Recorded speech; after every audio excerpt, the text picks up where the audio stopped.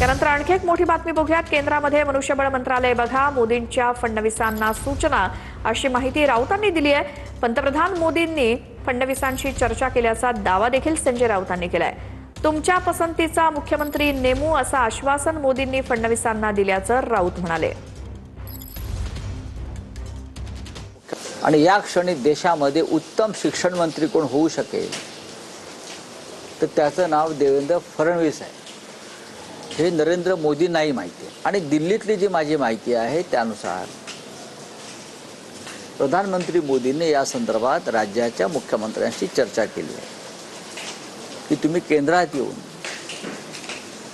मनुष्यबळ विकास मंत्रालय, त्याला शिक्षण खातं म्हणत नाही तर त्याला HRD मिनिस्ट्री म्हणतात, आणि खूप मोठं खातं आहे, पहिल्या 5 खात्यांमधलं ते खातं आहे, डिपार्टमेंट आहे। मनुष्यबळ विकास खात्याचं जबाबदारी आपण घ्यावी अशी त्यांना मोदींनी सूचना केलेली आहे। या देशाला एक उत्तम शिक्षण मंत्री मिळो अशी आमच्या सगळ्यांची इच्छा आहे, आणि ती बहुतेक सरकारची सुद्धा इच्छा आहे। आता देवेंद्र फडणवीस काय विचार करतात ठीक आहे, त्यांची भूमिका आहे।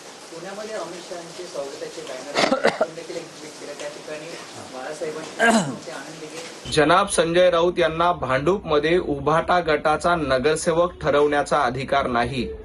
भांडूपमध्ये संजय राऊत ज्या वॉर्डामध्ये राहतात तिथं भारतीय जनता पार्टीचा नगरसेवक वर्षानुवर्ष निवडून येतो, आणि हे संजय राऊत महाराष्ट्राचे भारतीय जनता पार्टीचे मुख्यमंत्री कोण होणार हे ठरवत आहेत।